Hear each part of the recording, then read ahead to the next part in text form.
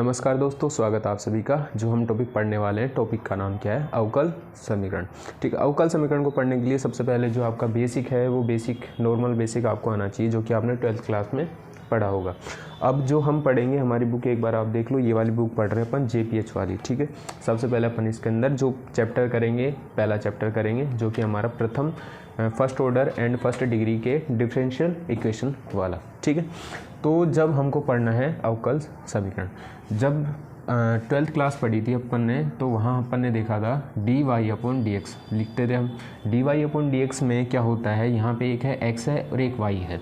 ठीक है, तो जो x होता है, x क्या होता है, y क्या होता है। x क्या होता है हमारे पास? स्वतंत्र चर। ठीक है, स्वतंत्र चर। और ये वाला हमारे पास क्या होता है? आश्रित चर। ठीक है, आश्रित चर।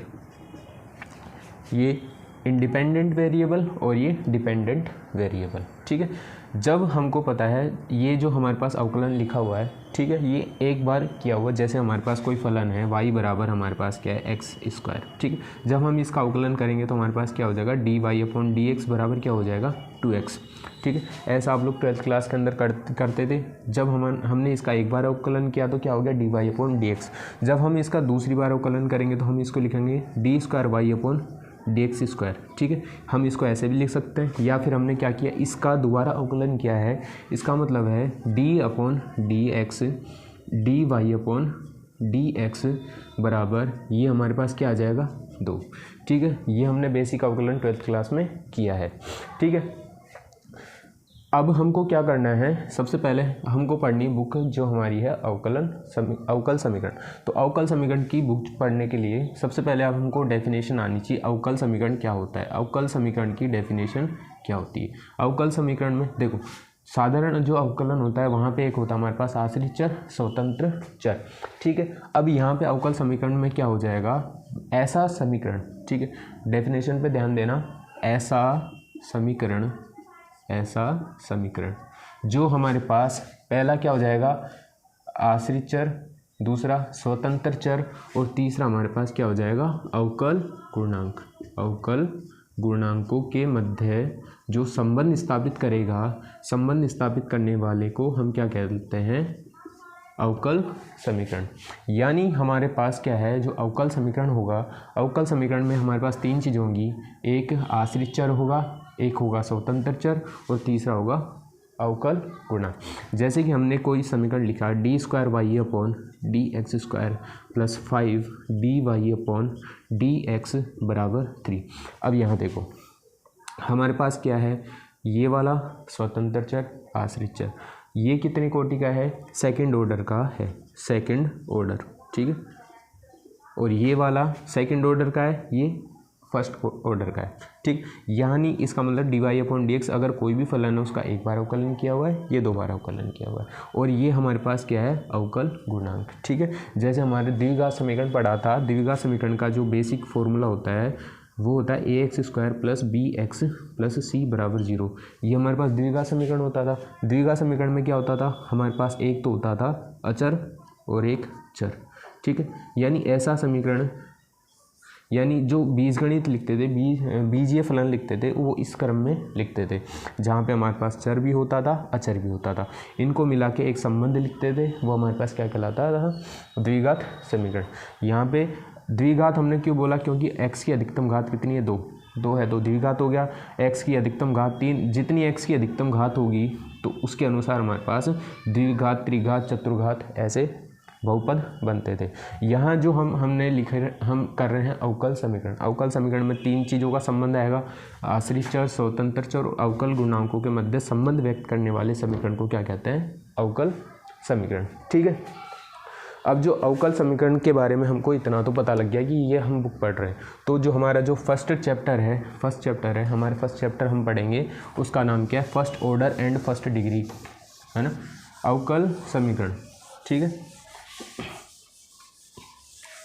प्रथम कोटि व प्रथम घात के अवकल समीकरण पढ़ने के लिए सबसे पहले हमको पता होना चाहिए कि प्रथम जो कोटि, ठीक है, जिसको इंग्लिश में बोलते हैं हम ऑर्डर, और घात जिसको हम बोलते हैं ऑर्डर एंड डिग्री।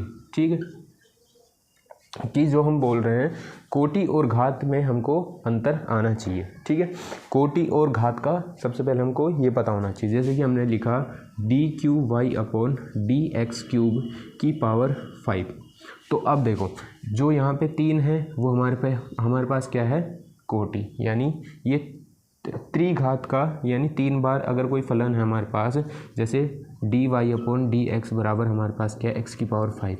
जब हम इसका एक बार अवकलन करेंगे तो क्या होगा, ये वाला हो जाएगा 5x की पावर 4। जब हम इसका तीसरी बार अवकलन करेंगे तो क्या हो जाएगा हमारे पास 5 चौक 20 x³, ठीक है। यानी ये वाला क्या है, कोई हमारे पास यहाँ पे जो ये लिखा हुआ है d³y/dx³, यहाँ पे क्या ऑर्डर कितना है इसका 3, और इसकी डिग्री कितनी है 5। ऑर्डर के ऊपर हमेशा क्या आता है, डिग्री, ठीक है। अब मैं लिखूँ d² y/dx² plus 5x dy/dx बराबर 6। मैंने एक ये समीकरण लिखी, एक ये लिखा, ठीक है, एक ये समीकरण लिखी है। अब यहाँ पे जो x की जो हमारा अवकलज है, अधिकतम अवकलज की कोटि, अधिकतम अवकलज की कोटि कितनी है 2। जितनी अधिकतम अवकलज की कोटि होगी वो हमारे पास क्या कहलाएगा, उसकी कोटि। और इसकी कंप्लीट घात कितनी है 1, तो ये इसकी क्या कहलाएगी, घात। जो हमारे पास प्रथम कोटि व प्रथम अवकलज क्या होता है, ये हमारे पास क्या होता है, साधारणतः हम इसको क्या लिखते हैं, जो भी हमारे पास कोई भी समीकरण लिखा हुआ है तो हम उसको सबसे पहले हमारी कोशिश ये होती है घात और कोटि ज्ञात करने के लिए, सबसे पहले हम उसको किस में लिखेंगे, पूर्ण बीजीय रूप में, पूर्ण बीजीय रूप प्लस उसको हम वो लिखेंगे, उसको परिमेय रूप के अंदर लिखेंगे। जब हम किसी समीकरण को पूर्ण बीजीय रूप व परिमेय संख्याओं के रूप में व्यक्त कर देंगे तो वो हमारे पास क्या कहलाएगी, तब जाके हम ज्ञात करते हैं इसमें कोटि और घात, ठीक है। जैसे कि आपकी बुक के अंदर कोई एग्जाम्पल दिया हुआ है वो हम उठा लेते हैं, ठीक है।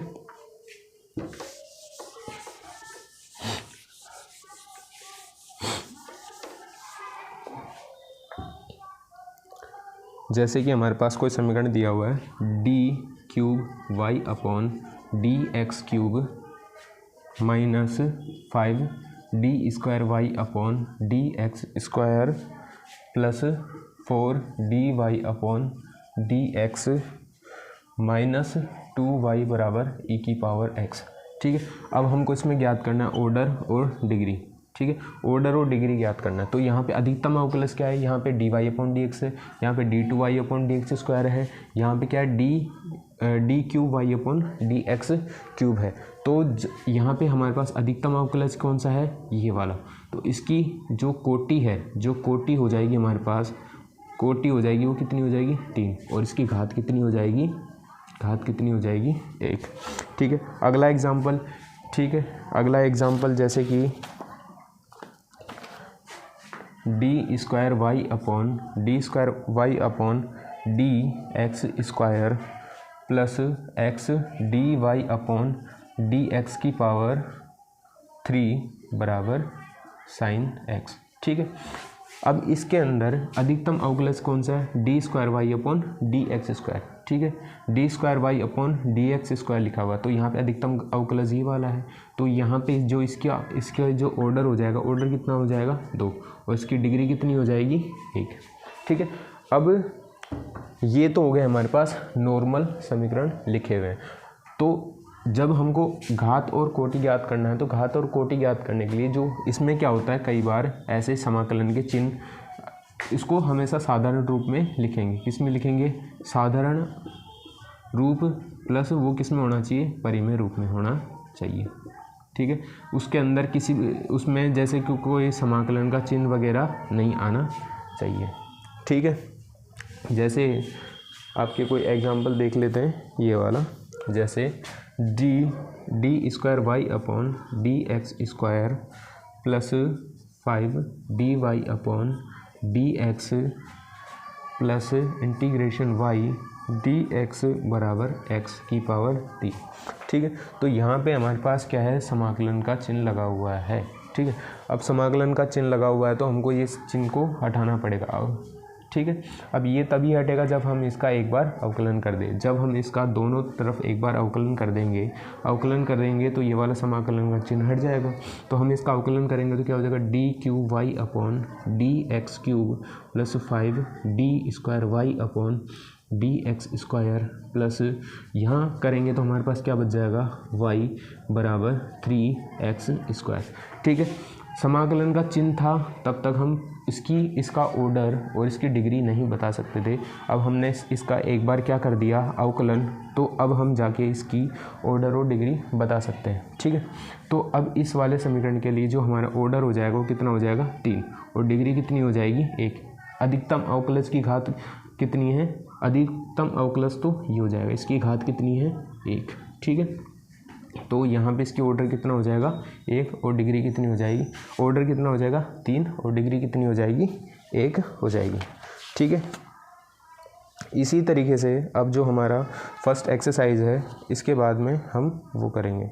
ठीक है, तो जैसे कि पहला, अब इनके अलावा मान लो कि हमारे पास कभी देखो कोई भी अवकल समीकरण होगा तो उसके अंदर एक तो हमारे पास अवकलन का चिन्ह नहीं होना चाहिए।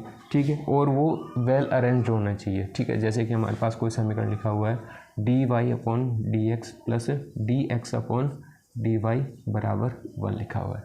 तो ठीक है, तो अब हमको इसकी कोटि और घात ज्ञात करना है। तो हम कैसे लिखेंगे इसको, d Y upon D x plus 1 upon d Y upon D x बराबर 1। ठीक है, अब हम क्या करेंगे, इसको सोल्व करेंगे तो ये इससे मल्टीप्लाई होगा, तो यहाँ पे क्या हो जाएगा हमारे पास, D Y upon D X का होल स्क्वायर प्लस 1 बराबर D Y upon D X. हमने क्या किया, यहाँ एलसीएम लेके इसको इससे मल्टीप्लाई कर दिया तो ये हो गया। ठीक है, जब हमने इसको सोल्व किया तो हमारे पास ये आएगा। ठीक है, तो यहाँ पे जो हमारे पास ऑर्डर है, ये वाली जो समीकरण लिखी हुई है, ठीक है, अब यहाँ पे ना हमारे पास समाकलन का चिन्ह है ना और कुछ दिक्कत है। तो अब हम क्या करेंगे, इसमें जो हम बता सकते हैं कि यहाँ अधिकतम अवकलज कौन सा है, ये, उसके ऊपर क्या लगा हुआ है, 2। तो यहाँ पे जो इसका ऑर्डर हो जाएगा वो कितना हो जाएगा, 1, और डिग्री कितनी हो जाएगी, 2। ठीक है, इस तरीके से हम देखो, एक तो ये वाले हमारे पास क्या है, अवकलन। ठीक है, ये हमारे पास क्या है, सारे साधारण अवकलन। ठीक है, साधारण अवकलन के अलावा कई बार क्या होता है हमारे पास, आंशिक अवकलन। ठीक है, आंशिक अवकलन के अंदर भी आ जाता है। ठीक है, जैसे कि आंशिक अवकलन के अंदर हमारे पास कोई समीकरण ऐसे आ गया, d cube del cube y upon del x cube plus 5 plus del y upon del x बराबर साइन एक्स आ गया। ठीक है, तो अब बताओ, अब इसके अंदर जो ऑर्डर होगा और डिग्री कितनी है, ऑर्डर और डिग्री क्या होगी। अब इसके अंदर ऑर्डर कितना हो जाएगा हमारे पास, 3, और इसकी डिग्री कितनी हो जाएगी, 2। अधिकतम अवकलज, ये तो थे साधारण अवकलज, ये जो अभी तक पहले किए थे हमारे पास वो कौन से थे, साधारण अवकलज। ठीक है, और ये वाले कौन से, आंशिक अवकलज। कौन से हैं, आंशिक अवकलज। ठीक है, अब यहाँ पे जो del cube y upon del x cube है तो यहाँ की पावर 2 लिखा हुआ, तो यहाँ पे इसका ऑर्डर कितना हो जाएगा, 3, और डिग्री कितनी हो जाएगी, 2। ठीक है, और इसके अलावा एक कोई क्वेश्चन मानो, जैसे ऐसे है, y बराबर sine of d Y upon D x d2y upon D x square. तो अब आपको इस वाले क्वेश्चन का घात और कोटि ज्ञात करना है। तो घात और कोटि ज्ञात करने के लिए हम क्या करेंगे, इसको पहले साधारण रूप के अंदर बदलेंगे। ठीक है, तो ये वाला जब साइन इधर आएगा तो हमारे पास क्या हो जाएगा, साइन इनवर्स y बराबर d2y upon D x square. तो अब हम इसमें आसानी से बता सकते हैं कि जो अधिकतम अवकलज है उसका ऑर्डर कितना हो जाएगा, 2, और डिग्री कितनी हो जाएगी, 1। ठीक है, अब आपको क्या करना है, जो आपकी एक्सरसाइज जो फर्स्ट ए है, आपको खुद से एक बार ट्राई करनी है। ठीक है, फर्स्ट ए के अंदर आपके नॉर्मल क्वेश्चन है, एक बार आप उनको ट्राई करना। ठीक है।